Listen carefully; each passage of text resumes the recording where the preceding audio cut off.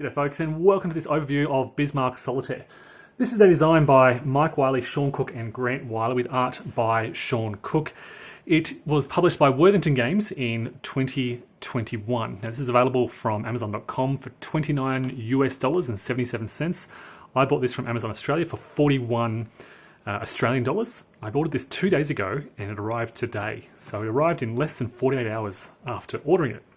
It is as you can see, a paperback based. There are about 58 pages here. It's a paperback based solitaire game. Each of these double pages represents a scenario in effect, and there are 25 of these scenarios in the game. There are 8 main missions, and each mission is broken up into 3 of these scenarios. So you'll have, for example, mission 5A, mission 5B, and mission 5C. And basically what you'll do when you're playing a scenario is you'll open the pages to the scenario you're doing, you'll read through the objectives, you'll set up your ships. Now you're the Germans, you control the Bismarck, the Prinz Eugen, and U-boats, as you can see in the bottom right here. They have different hits, they carry different levels of fuel, they have different movement speeds. The British are abstracted and you're fighting against them. They're trying to hunt you down, and basically you're trying to achieve your mission, which could be to sink a few ships, it could be to reach a safe port, to gain victory points, and sometimes you can gain medals along the way by achieving additional objectives. So you'll start off on this map and you'll move around. Basically each turn you'll roll, you need to provide these, and they don't come with the game, you need to roll 2 dice to determine an event. In this case, a white 5 and a blue or black 1 leads us to this event table. And we basically follow the instructions here based on where we are. So if we're in this grid here, it means we've encountered a minefield and we suffer 1 hit to a ship of our choice. If we rolled a 44, we'd use this grid down here. The event is fog and mist, and depending on where we are, perhaps we encounter King George and the Rodney, or the Hood and the Prince of Wales, or we have smooth sailing.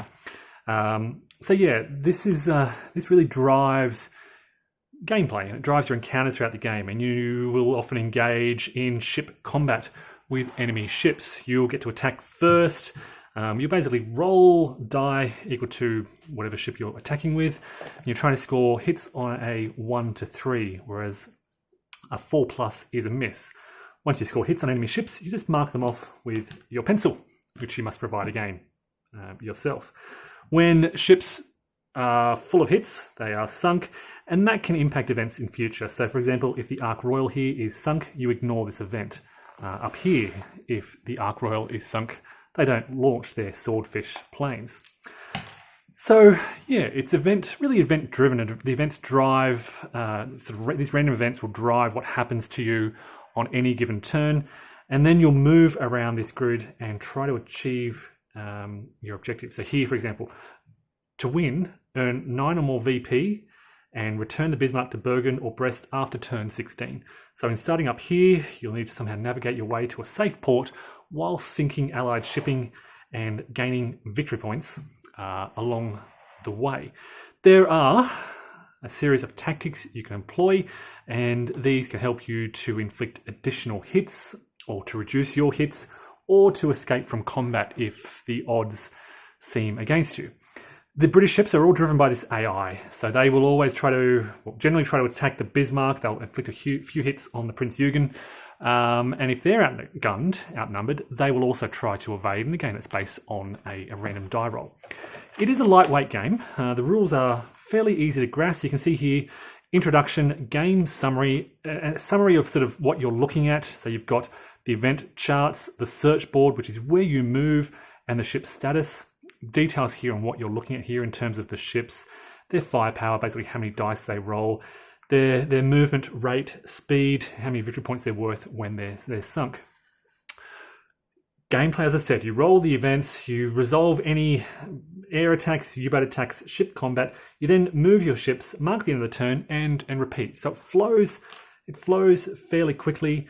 You can see basically the rules mainly start here. So 1-2 pages of rules, and then designer notes and strategy, game history. There's a good historical background here. And then a really nice detailed example of play, running for 1 and a bit pages. Summary of important rules and concepts, a summary of your battle records to record your progress throughout the campaigns, missions, scenarios. And away you go. So it's a very nice, quick, easy game to get going. I really like this idea of a book-based game, a paperback-based game. 58 pages, lightweight. You just need to provide your own pencil and dice, and away you go. Great for traveling, and look, lots of interesting, 25 different scenarios in this book to keep you occupied. When you're done with one mission, you just use your eraser to wipe the board clean, and you can do that one all over again. So it's a lightweight game. You're not making a lot of sort of deep strategic decisions here. It's sort of a narrative-driven game. If you're familiar with Gregory Smith's game, this is reminiscent of that style. Things like or B-17 or things like that. The events really drive your activity. They determine, whether you're going to have good luck or bad luck, encountering sort of no event or, a heavy British fleet. But yeah, look, it plays through pretty quickly, and again, the great advantage here is it's portable, and you can take this with you easily on a train, airplane, on a road trip, things like that. So yeah, as soon as I saw this advertised, I went and purchased it immediately. I have another similar game called the Tramway Engineer's Workbook, and I want to flag this because it's a very similar design idea. This is another solitaire design where you can take this on trains, planes with you. It's another sort of paperback-based book.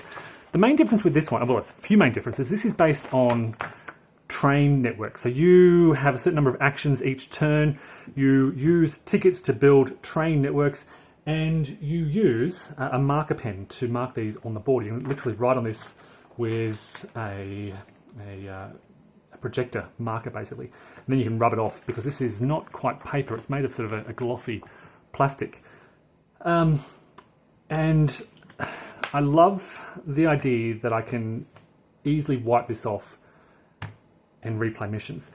The other great thing about this book, Tramway Engineer's Workbook, is the rules develop. So for there's 48 episodes in this, and the rules develop as you go through. Every episode you're learning new rules, you're encountering new tickets, new types of cities, and options you can do. You see the terrain changes, and you're encountering all these different things as it develops. So it's almost sort of like you're developing, certainly the complexity builds as you proceed through the workbook. The rules increase in complexity, but it's all done sort of very gradually. So at the start of the game, you're learning 2 or 3 pages of rules, episode 1. Then when you learn episode 2, you learn about mountains. Episode 3, you learn about lakes. And it's a wonderful solitaire experience. So Bismarck Solitaire is in a similar genre, I guess, of book-based solitaire gaming, and I recommend them both. I think Engineer's Workbook, and I'm just flagging this because if you like this, you may like this, and vice versa. Engineer's Workbook has a much more depth to it. There's no randomness, in fact. It's all basically a logical puzzle design here, where you are bringing these components together, trying to achieve a goal. And yeah, it's almost like a jigsaw puzzle of these pieces that you're putting together. Bismarck Solitaire has the same, I guess, design idea, book-based solitaire game, but it's more random and chaotic and narrative-driven. There's a story you're telling here, whereas here the story is this puzzle you're unfolding. And how do you use the pieces of this puzzle to achieve that goal? So look, they're 2 great games. This one is a little bit more expensive. I kickstarted this a couple of years ago, so I can't recall exactly how much it was, but still should be available. Whereas Bismarck Solitaire recently released $29 US, 41 Australian dollars. And yeah, look, in terms of portability, 2 little books that you can throw in your backpack, take with you. Hopefully, as always, that's been of interest. Check them out. And as always, Take care.